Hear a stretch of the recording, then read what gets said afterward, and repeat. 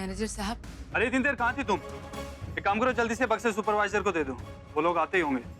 पर मैनेजर साहब मैं तो। अरे बात कम काम ज्यादा, जल्दी से बक्से उठा के ले जाओ सुपरवाइजर के पास। जी अच्छा।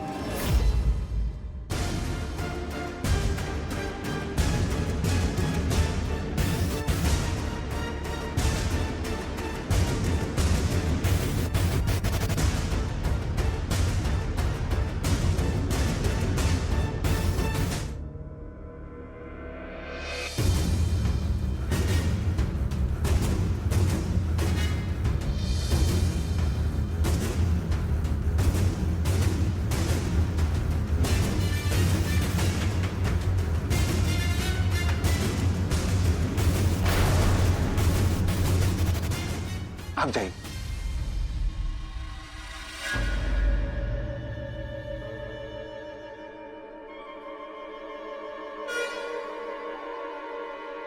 संभल कर चलो। माफ कीजिए।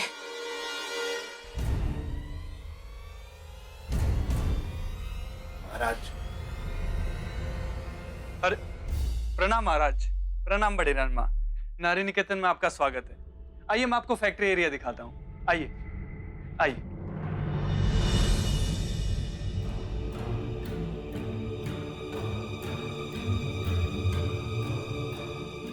बैठ जाइए, बैठ जाइए। देश तो आजाद हो चुका, पर इस देश की नारी अभी भी गुलाम है और तब तक रहेगी जब तक वो खुद अपने पैरों पर खड़ी नहीं हो जाती। और इसके लिए सरकार ने ये नारी निकेतन जैसी संस्थाएं बनाई हैं जो कि हम चला रहे हैं।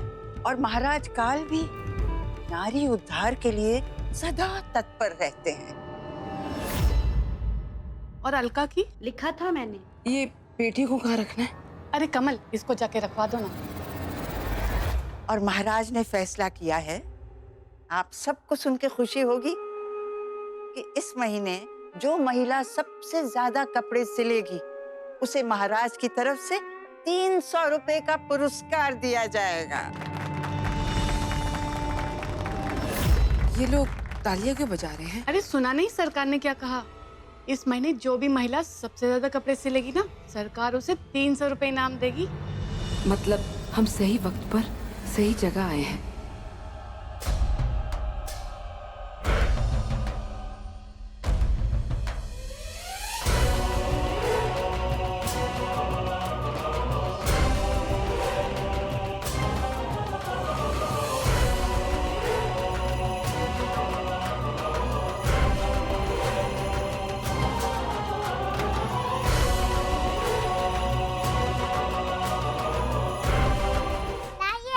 देते हैं।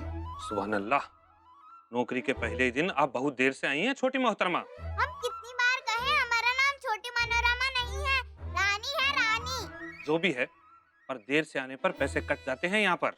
ऐसा मत कीजिए, हम तो समय पर आ गए थे, पर हमारी चप्पल टूट गई थी, हमारे इसमें तो छेद भी हो गए। चाहिए अपने हाथ धोकर आइए, उसके बाद स्प्रे को स्कूल लेके जाइए। स्कूल? महल में स्कूल? वहाँ कौन पढ़ता है? सवाल कम काम ज्यादा। शहजादे जीवन भूखे हैं और जब इन्हें भूख लगती है ना तो जलजला आ जाता है, जलजला। हैं? चलो जाओ।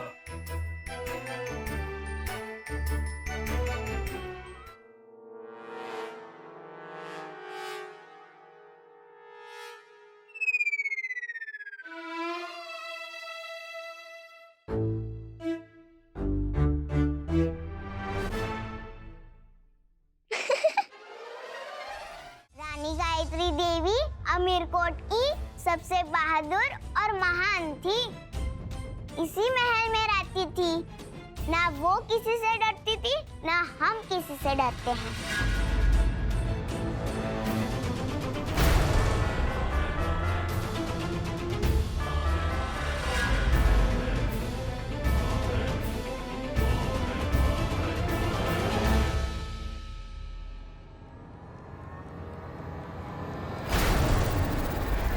तुम्हारा नाम रानी गायत्री है? तुमने रानी गायत्री की कहानी सुनी है? आओ, हम तुम्हें रानी गायत्री की कहानी सुनाते हैं। आओ।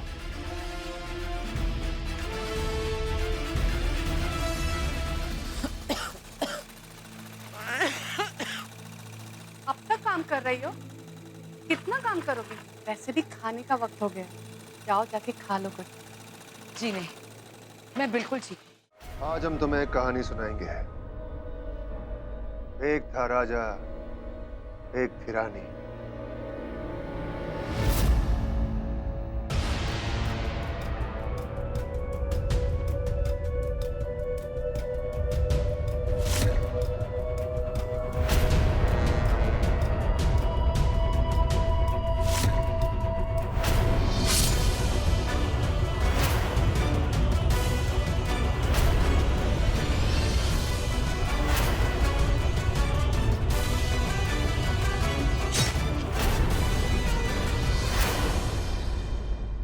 जानती हो वो राक्षस कौन था जिसने राजा, रानी और उसके पूरे परिवार को मार डाला?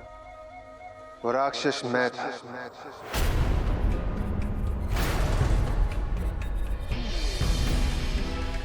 वो भी तुम्हारी तरह बहुत बातें करती थी, इसलिए हमने उसे मार डाला। बहुत मजा आया उसे मरते देखकर। जानती हो, जब उसका खून धरती पे गिरा तो पूरी धरती लाल हो गई थी। हमने जिंदगी में सिर्फ एक ही बार होली खेली है, और वो भी रानी गायत्री के खून के साथ। वाह भैया, आपने दोस्ती की भी तो इस नौकरानी के साथ। हमें तो पहले ही पता था कि आप युवराज बनने के लायक ही नहीं हो। एक जंगली माँ का जंगली बेटा युवराज बन भी कैसे सकता है? तुम इससे बात करो जीवन।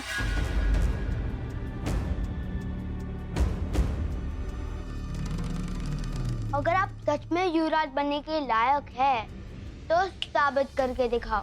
आप इस लड़की को धक्का देके दिखाओ। राजा बाजा बहुत अच्छा लड़का है, वैसा कभी भी नहीं करेगा। मैं युवराज हूँ, किसी नौकरानी का दोस्त नहीं।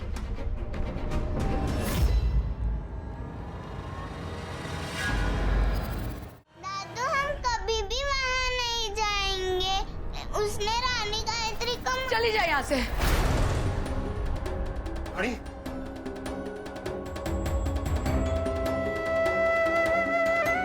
क्या हुआ दादू? आप हमसे नाराज क्यों हो? मैंने कहा चली जा, और आगे से मेरी कोई चीज को नहीं छूना, समझी तू? पर क्यों? चली जा, चली जा। मुझे कोई भी प्यार नहीं करता, कोई नहीं।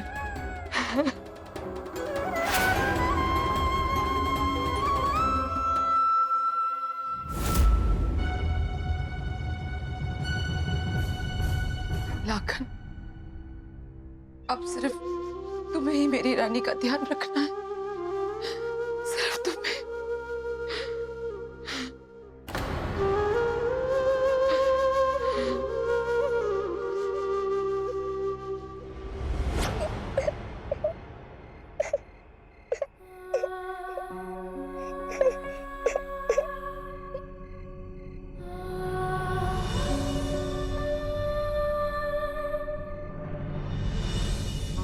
हाँ बेटा, रोते नहीं है हाँ, रानी। हाँ बाबा, हम इसलिए नहीं रो रहे हैं कि दादू ने हमें दूर कर दिया। हम इसलिए रो रहे हैं कि दादू को पता चल गया है कि उनको टीबी है।